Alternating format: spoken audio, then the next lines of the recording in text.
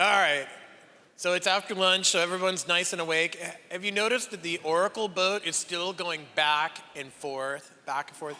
I'm not making this up. I mean, you guys should go out there and check this out. The Oracle yacht is going back and forth. So I was joking before about us mounting up some sort of an attack. By the end of the day, maybe not. I think we're going to get some rowboats and some guns, or not guns, can't do that. This is Harrison. We're just going to go take a boarding party over there, and we're going to take it back. But yeah, so that is, by the way, the Oracle yacht that probably a lot of you helped pay for, and Larry says thanks. But that's going to be in the America's Cup. The America's Cup is going to be here. So that's the only redeeming quality of the whole thing. So our next talk is by a friend of mine, a colleague, Ken Krugler. He and I have just recently worked on a project together and still working on it. But I like to say I learned the coolness of Hadoop from Ken. I did a project at a class that he did, and you can't find somebody who's got more depth of knowledge about analyzing data and a lot of interesting things about data. And this talk right here is probably way more interesting just from the fact that he's not talking about just selling ads or finding ways to get you to buy things. This is a really, I don't know, this use case, we were talking about it when we were talking about sessions. This is probably the one that people should look at as like the real good use of big data. You know, we could talk about education and things like that, but there's some really fascinating, hard problems that affect people's lives that can be affected by big data. So with that, Ken, it's all yours. Thank you. All right, as Patrick said, I am Ken Krugler, and I was really happy when I got this project. I'm also really happy with the stage. I feel like I'm like at a Beyonce concert or something where you can walk out into the crowd. I've never done a presentation with this kind of setup. So a lot of the projects that I've worked on over the years haven't been so socially compelling. For example, I worked on a project where what we were doing was helping celebrity stalkers get real-time updates on sightings of like Brad Pitt and Justin Bieber, et cetera. You know, it's like, oh, the shame, but my daughter needed braces, you know, what are you gonna do? And this then was a project that I was really excited to work on because it actually was socially redeeming. It had some real value to it. Oh, they said, don't hit that button. All right, so what I'm gonna talk about today is kind of the basics of the project, how we use Cassandra to store social media data. Nothing really exciting there because everybody's looked at, of course, the Cassandra samples, so you understand how to take a Twitter feed and run it into Cassandra. One of the things we're going to be talking about is using Hadoop with Cassandra. So we process the data that we've saved using a Hadoop-based workflow. And also, but wait, there's more. You also get Solar Search. And fundamentally, like, how do you do good with big data? Obligatory background. This is a picture of a river near where I live. I live in Nevada City, which is nowhere close to Silicon Valley. And people always ask me, like, you do all this stuff with big data, why don't you live in Silicon Valley? And I thought I'd throw this in to show you why I live in Nevada City, because of the beauty there. So I have a boutique consulting company. Boutique sounds better than really small. There's just 4 of us. And it's scale unlimited, and we do consulting for companies on primarily on big data workflows, some machine learning and search. And I also teach classes. In fact, I'm teaching the Solar component of the DataStax environment on Thursday. So let's get into the actual project. Durkheim. What is this Durkheim project? And I'm going to make it really clear. In this section right here, I'm talking about a lot of stuff that I had nothing to do with. This project is a team effort involving lots of different companies, lots of different people. We got brought in to deal with scaling issues. What I'm going to go over here is a lot of the stuff that other people worked on, which is basically what is the Durkheim project. So what's the problem?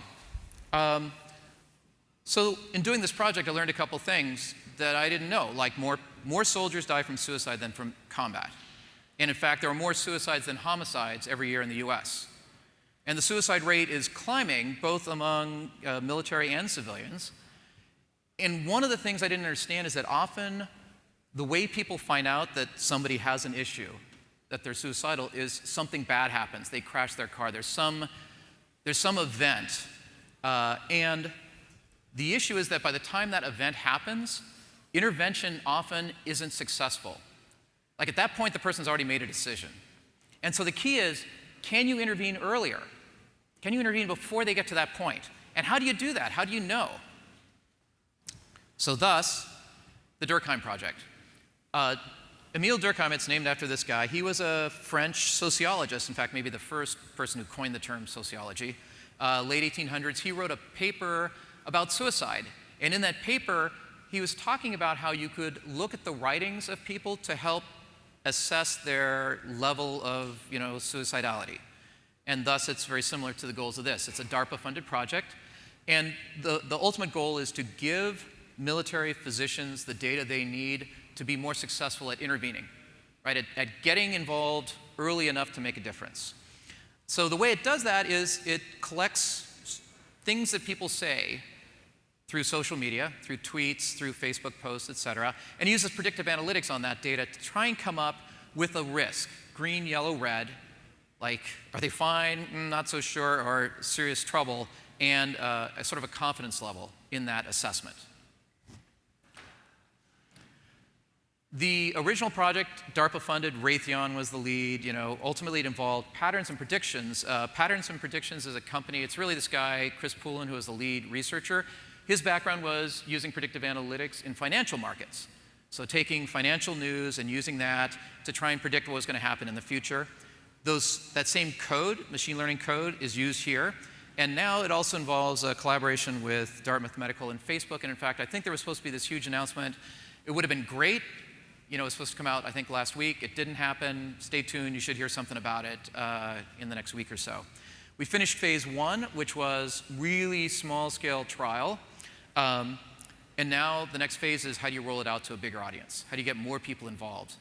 And there's details of it on this website here, durkheimproject.org, that you can check out. So what is the predictive analytics?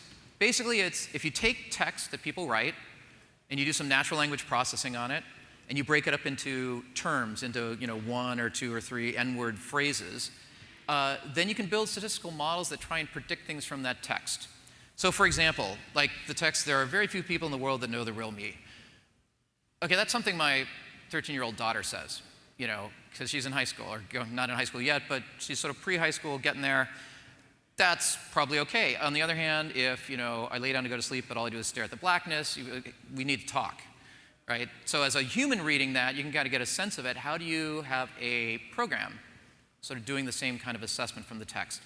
Well, the key, like with lots of machine learning stuff, is you have training data. You have labeled training data. And the data for this project came from VA hospital records, obviously highly sensitive information. I never saw the data. I never got anywhere close to the data.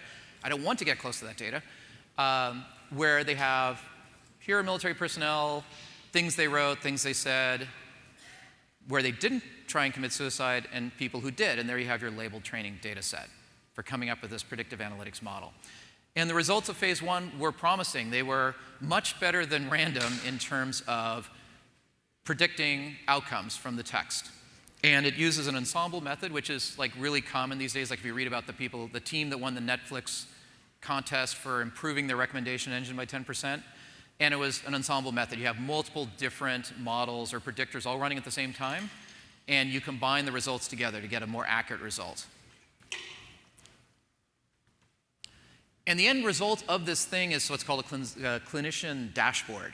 So this is what the military physicians would use. They have a person, it gives them, in this view, a risk, yellow, and it gives them a confidence level for it, and it gives them some additional data like what exactly is the text you're using, you're extracting from what they've written? What are the most interesting words or phrases that seem to indicate there's a problem here?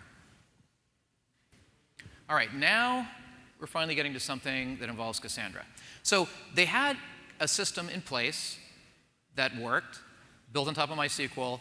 Part of the project was it had to be able to scale. Right? One of the goals of the project was this thing has to work with millions of people using it on a daily basis. And at that scale, their current system wouldn't work, so that's where we got brought in. It says, come up with a solution that's going to scale. And as easily as possible, replaces the existing pieces we've got in our infrastructure. So fundamentally, the question is, if you had 1 billion pieces of text, where would you put them? So a system that continuously monitors social media and just saves the results away, you could write that out to a file. Right? You could just stuff it somewhere in a file that gets uploaded to S3, and we're all good. But the issue is, what happens then when you want to access that data? Typically by one user, or if you need to take sets of data and run them through a workflow. And what happens when you want to search it? So obviously, they're just storing it in a file that you shove somewhere isn't going to work. You know, I'm so glad I didn't directly follow Adrian, because whenever he gives a talk about Netflix, it's like, oh, and here's our 5,000 node cluster with our 80 petabytes of data. And I'm talking about a system here that's got 5 servers.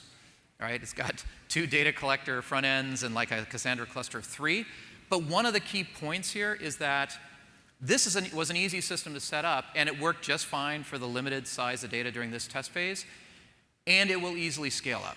Right? So if they decide it's time to go for a big deployment, we don't have to make any architectural changes. We can just up the number of nodes in our cluster, tweak a few other things, and we're good to go. There's no redesign required. And that's one of the things I love about Cassandra. We do consulting projects. And I used to do a lot of stuff with HBase.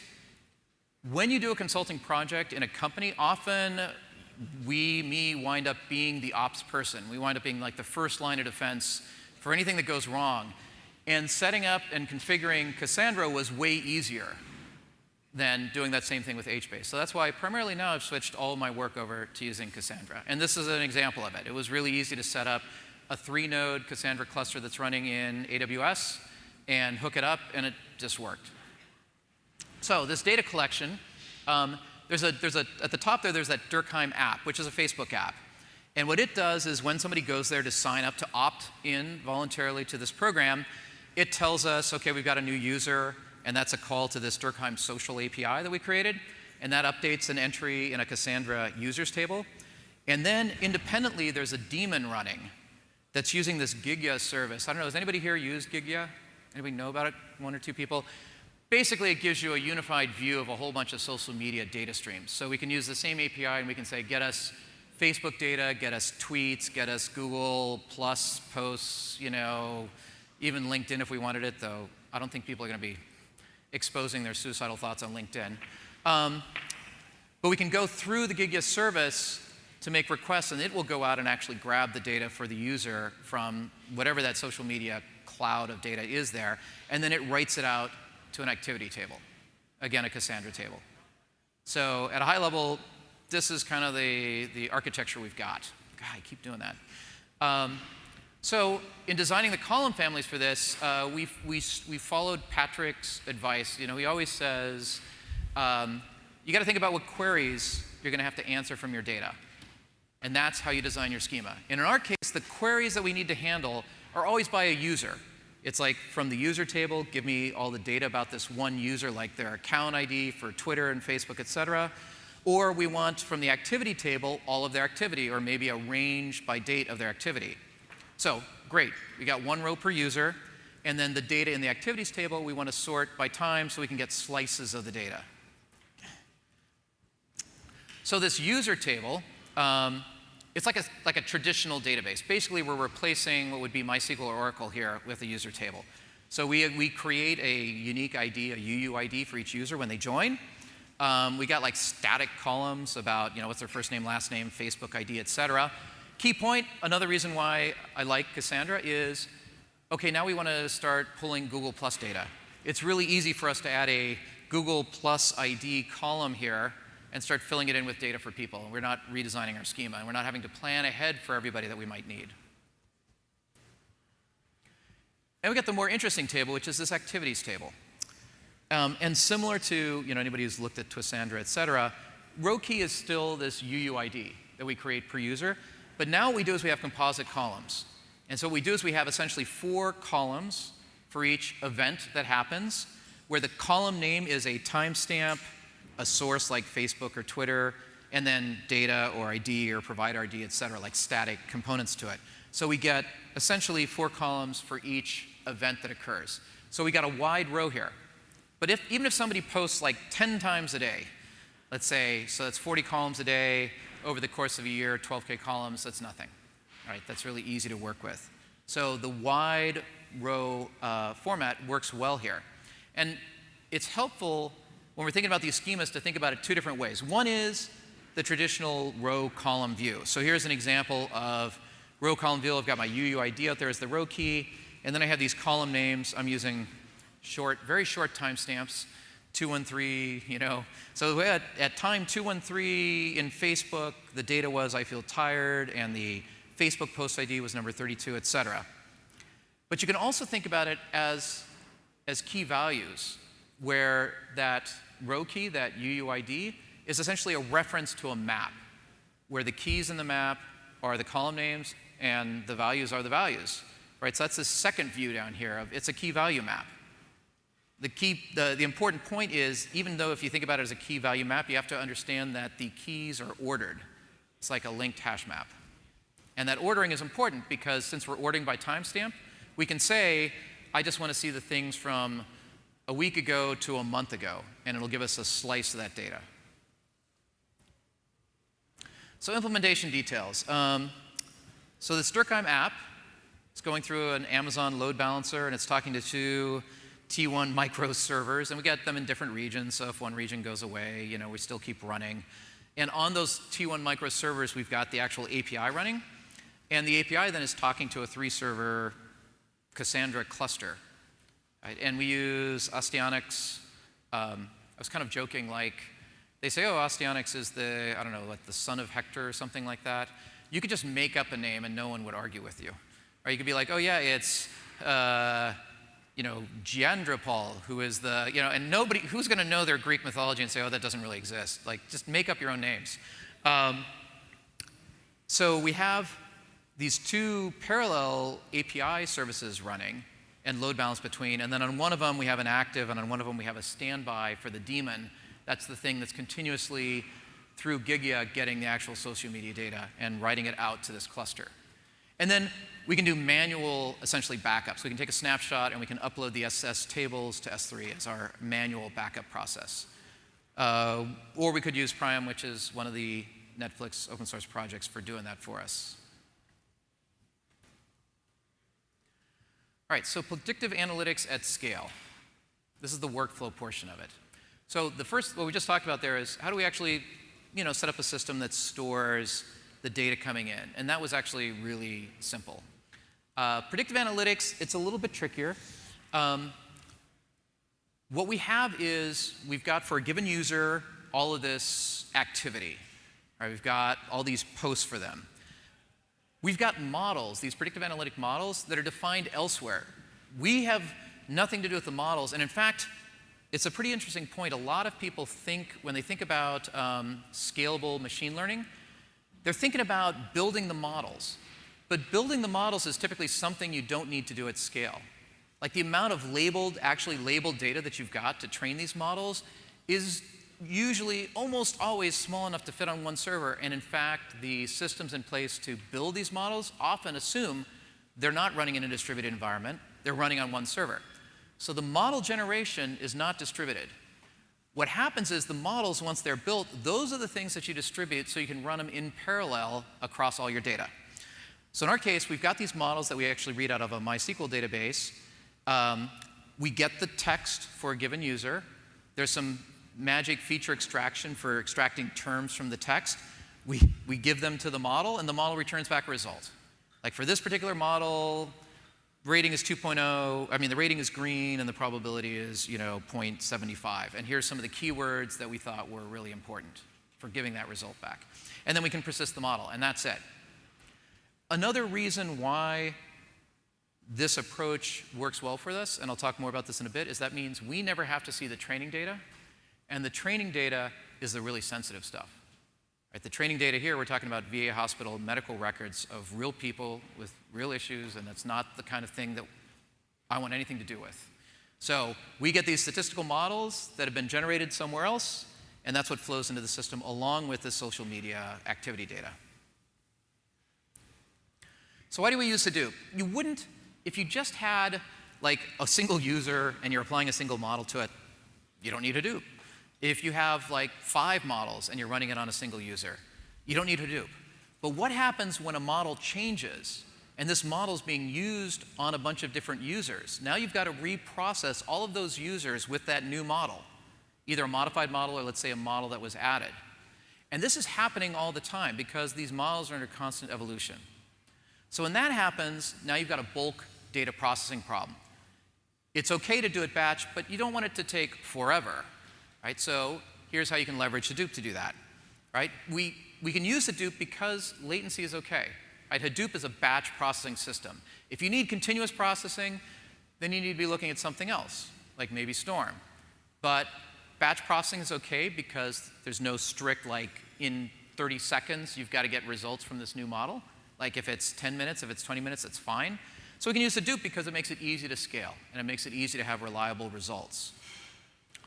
So when we do Hadoop workflows, we don't write Java code at the Hadoop API level, because if you do that, you're making a mistake. Like, it's like writing microcode. Like, nobody writes microcode or machine language anymore. You use a higher level language. So we use something called cascading, which is an open source project. It's a Java API on top of Hadoop for building workflows. We then read data from the activities table using what's called a tap in cascading terminology, a source of data. And there's a Cassandra tap. We read, as I mentioned, the models from MySQL, and we have to join them together. And that kind of looks like this.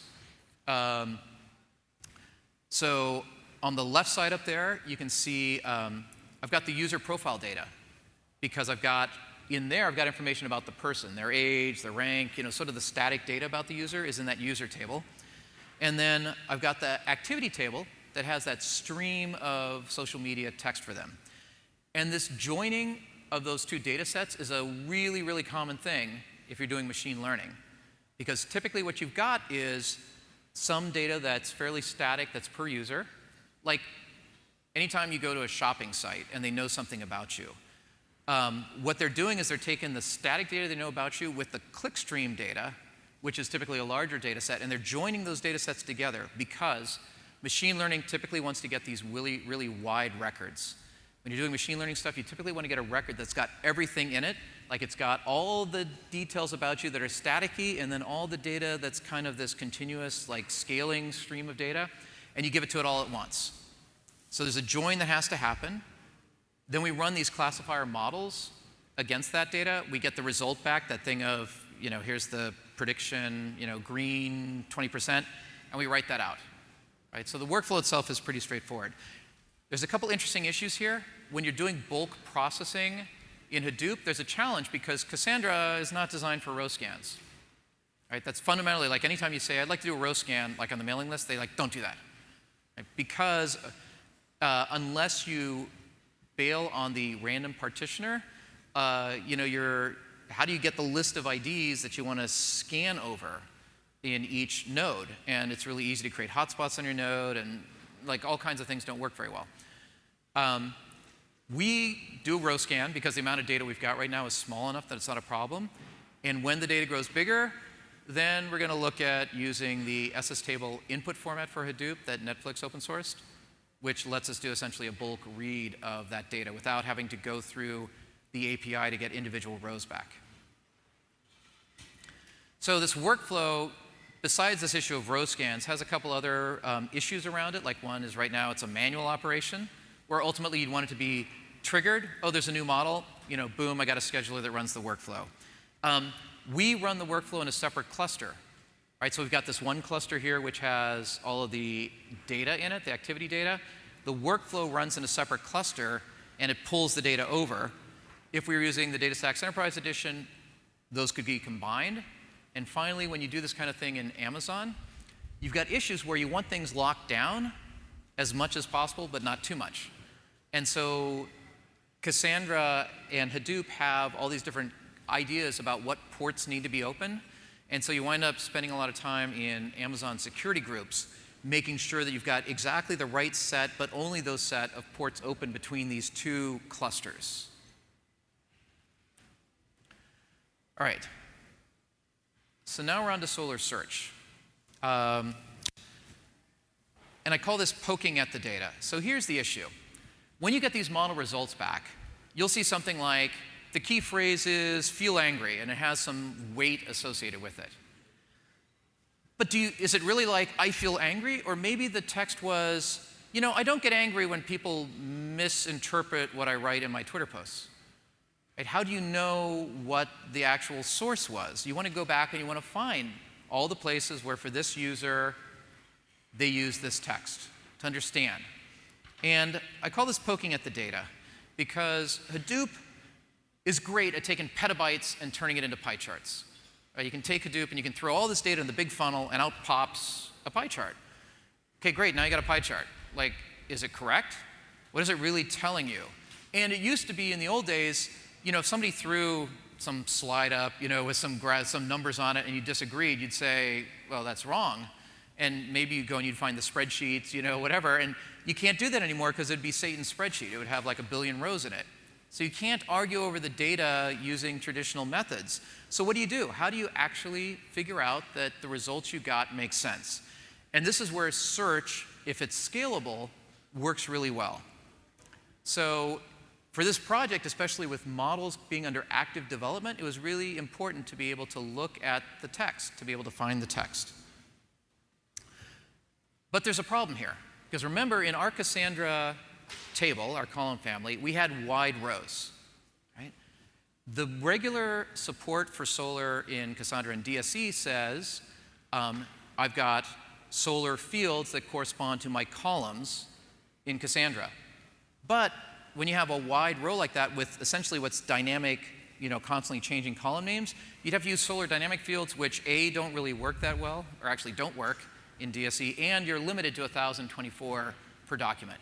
So it just doesn't work. So what does that mean? What do? Well, you make a copy of your data. And as Patrick also says, don't be afraid of making copies. Like, disk space is cheaper than programming time. So what we're going to do is some of the data that we write out to that activity table, we're going to write out to a separate table that's specifically set up for search. So what does that look like? Well, here you see we've got activity column family, right, where we've got, let's say, an example here, that same one. I've got a UUID as my row key, and I've got some, you know, fields for an event. I transform that into the search column family, where the row key is built up from the UUID, the timestamp, and the source of the data. So here in the search column family, the entry would be UUID1, timestamp 213, provider's FB. And then the data, which is a fixed column there, it's a single column, the data has the actual data from the event, like I feel tired. So now when we do a search and we get that hit, we get back the row key, and from the row key we know the user and we know all the other information we need to actually get at that full data set in the activity table. Does that make sense? So basically what we're doing is just creating a copy of our data, which is transformed so it works well with Solr. And this is the kind of thing I'm going to be talking about more. If any of you are taking the Cassandra training on Thursday, I'll be going over these kinds of things in more depth then. So the Solr schema is really simple, and that's how you want it. Right? If you have complicated Solr schemas, that's not a good thing. So it's really simple. It only has 2 fields in it, a key and a data field, which essentially match up 1 for 1 with that search column family. And because the key field is stored and I get it back, that again has all that data I need, the UUID, the timestamp, and the service like Facebook or Twitter. So I can go back to the activity table and get that exact same full record. Now, I'd mentioned that, you know, we actually have a separate Hadoop cluster that pulls data from the Cassandra cluster and processes it. But you can actually, with DSE, have a combined cluster where you've got, like, every node has Cassandra on it, and then you can say some nodes have Solr on it and some nodes have Hadoop on it. I guess you could say some nodes have Solr and Hadoop. I don't know why you do that. So that then would let you, it would essentially reduce your infrastructure overhead. Right? You'd have one cluster that you're using for all this stuff. Wait, it's a floor wax and it's a dessert topping, like it's your search cluster and your data processing cluster. One of the reasons we actually had Hadoop as a separate cluster was it's transient. Like, we would run a job and then we would shut it down in Amazon's cloud and we wouldn't use that cluster anymore. Right? We didn't need to have it running all the time. So that was one advantage to having them separate. All right, security. Normally, security is sort of almost like a side thing for us. Like either our clients really care about security and they have all their data locked up inside their own firewall, or it's web crawl data, whatever. It's completely, who cares? It's just up in S3, public S3 buckets up in the cloud. This is sort of in between, and so I want to talk a little bit about the security issues. So the most important thing about security, the key point is, we don't have any personal medical data, we don't have any personal medical data, and we don't have any personal medical data. Those are the 3 key points. Because as soon as you start processing personal medical data, you're talking about a whole nother level that we did not want to get involved with. So all this data that we're collecting, we do care about preventing access to it because I'm part of the system and I don't want people reading my Facebook posts if they're not one of my friends. It's a different level, though, than like your psychiatric evaluation records from a doctor. So the data that we've got, that we've collected, gets moved over inside of Dartmouth's firewall, and that's where all the really fun stuff happens. So we care about data security, but we don't care at the same level of like medical records, bank records, that kind of thing. So what are the 3 aspects of security? Well, one is the standard one, where all these servers that we're running up there in Amazon's cloud, they're all locked down. You can only log in with SSH and a private key that we restrict access to. The second thing is we have that API that the Facebook app is using to both create users and to get some information back about users. So there we do a thing that is really common in like Amazon, where every request that goes in gets a hash created using a private key, shared key that we both know, which is private, and a SHA-1 hash. And if the signature doesn't match, then we know it's not valid, and we reject the request. So it's a simple way to essentially have an API that's locked down without going to SSL, type security. And then finally, on the cluster itself, no ports are open except for the SSH ports on the front-end servers. They have access between each other inside of the Amazon security groups, but there's no external access to anything other than SSH onto like those 2 front-end servers and the port 8080 that the Facebook app uses to talk to the API, and that only handles validated requests, right, where the signatures match. So that's how we provide security around this whole infrastructure. All right, so to summarize, first key point is that you can effectively use Cassandra as a repository for social media data. So that's nothing new. Again, Cassandra, like all these different projects do exactly that. The interesting thing is then you can also use it as the source and the sink for workflows that are taking this data, doing something useful with it, and then generating new results. Right? So you can combine it as a data store and as part of your workflow infrastructure. And that's an area of Cassandra that I think you're going to see more and more about in the future. And the last thing is that you can also then leverage the DSE support, if you have that, for Solar. So now you don't have 2 different sort of infrastructure stacks that where you're trying to keep that data in sync. It just naturally is kept in sync for you. You write into Cassandra, and magically, boom, it appears in your Solar search index, which is a beautiful thing. And the meta point is that, yes, it's possible to do more with big data than optimize ad yields. Like, working on this project felt a lot better than working on a project where it's like giving me ads for this bald spot that's showing up on the top of my head.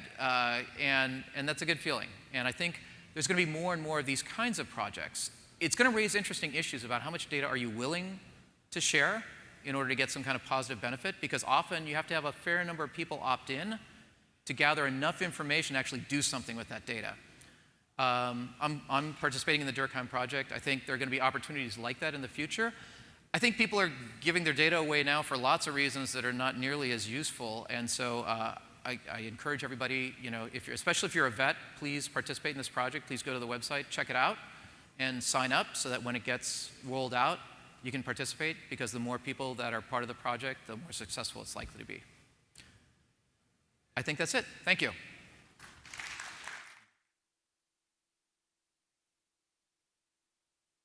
So normally when I teach classes, I insist people ask questions in the middle of the class because that makes it way more interesting. But I guess when you do presentations, you got to wait for the end. So if there are any questions about anything up here that I can talk about, I'd be happy to answer them. There is a question. Yes, you, sir.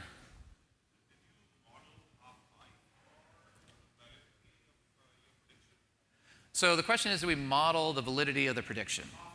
The half-life. So I don't think they're at that level yet because again, these are the details of the stuff I didn't directly work on, but I know that it was a pretty small sample set for the initial assessment, and I know there are things that they were looking at doing that probably they talked about model decay over time, like things as things shift, but I don't know the details about that. Any other questions? Oh, over here.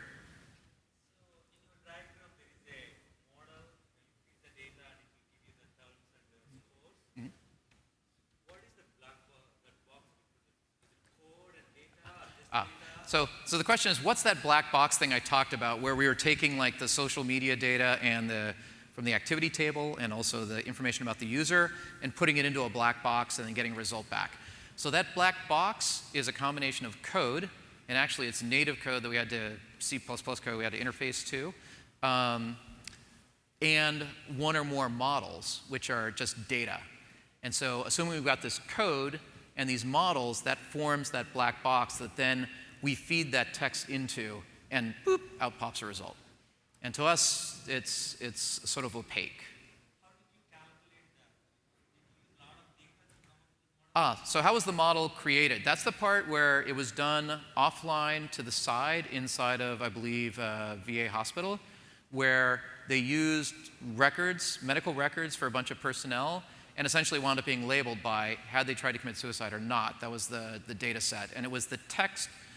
I'm not sure of all the details here, but it was like the text of their conversations with the physicians and things maybe they wrote. The text that I showed you up there as examples of like, when I try and fall asleep, all I see is blackness, that's actually from teenage suicide poetry, which that was one of the downsides to this project because you read through this data and you're just depressed.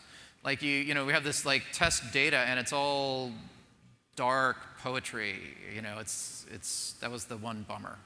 But that was not data coming from military personnel. That was just public source data from a poetry site somewhere. Yes, question over there.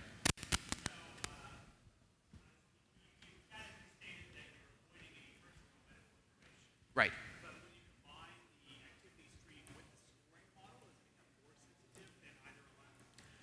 So the question is, when you combine the scoring model with the activity stream?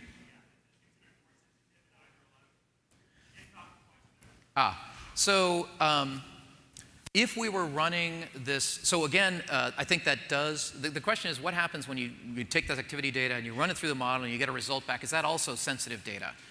And I think the answer to that is yes. And so that happens inside of Dartmouth Medical Firewall. That's not happening up here in AWS. We did our proof of concept tests up in Amazon. And that's a point I didn't make, but I'm a big fan of. Anytime I have a client who's working on a big data project, I tell them, synthesize your data as accurately as you can, but create mock data, and then run workflows against that mock data in Amazon, because that's going to give you that information you need about scaling. Like how many servers or what size do we need in order to fulfill our SLAs? And so essentially that's when we were running these two clusters in Amazon. It was against mock data, not real data. Yes, question in the front.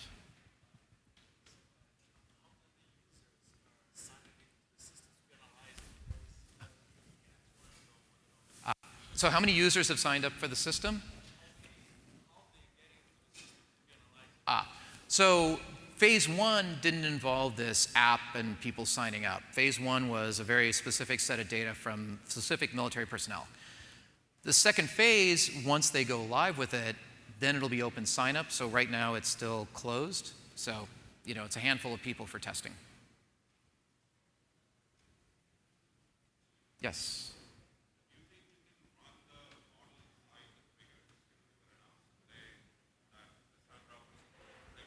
Sorry, can I? I think it was announced today that Cassandra would support triggers.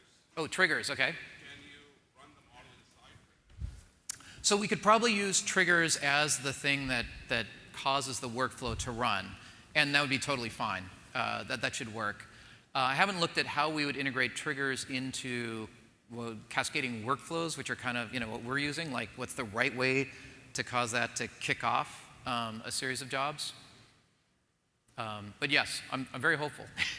That's the great thing about open source. It's like, oh man, I wish we had some way to read SS tables as an input. Whoa, Netflix has open sourced something. So it's a lot about timing, but usually if you're willing to wait a little bit, somebody has the same itch and they've scratched it. Any other questions? Whoop, one more over there.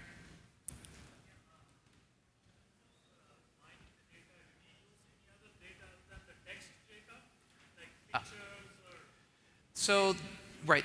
So the question is anything else used for the model besides text? I think the current models in phase 1 were text and time-based. Right? So it's both are attributes, signals. I know that we are collecting data about things like image posts, but not the actual images themselves. I imagine that would be an interesting area, but I haven't heard of them doing anything with like image data as far as analytics go.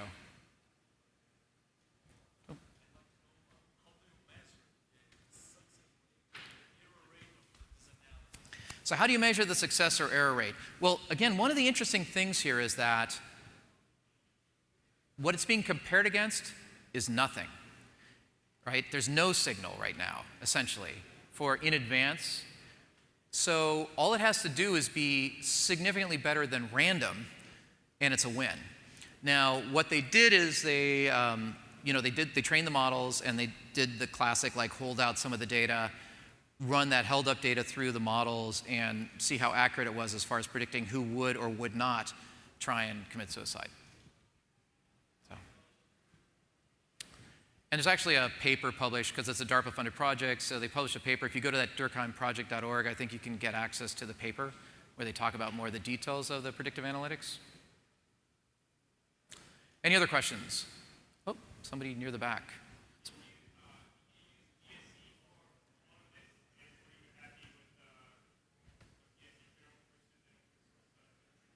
So we did use DSE for part of this, and then the second part was, were we happy with the performance of what? DSE versus? So on the solar side of things, performance was fine. So it winds up generating a solar index just like any other solar index. There are issues where we could tune. If we had a single standalone solar server, I could do more tuning on it, so I could probably get more performance out of it if I had to. It hasn't been an issue yet. Using Cassandra as the source for data in a workflow through the current Thrift API that we were using is not so performant versus like if that data was just stored in HDFS as files. So there's definitely a performance hit there, and that's where when we scale up, I'm hoping that there's an SS table input format that we can directly use. Because that right now is the bottleneck, right? Getting the data like at scale out of Cassandra into a Hadoop workflow. But the solar side was fine. Of course, it's synthetic data, so who knows in real world what it'll be, but I'm reasonably confident about that. Any other questions? No? Oh, one more. All right.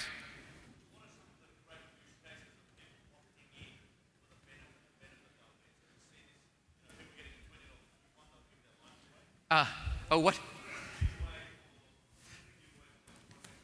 So what's the giveaway for a project like this? I think in this case right here, the giveaway is you're helping fellow vets, right? Basically by participating, you're improving the ability of the system to help those people who really need help by improving the accuracy of the models.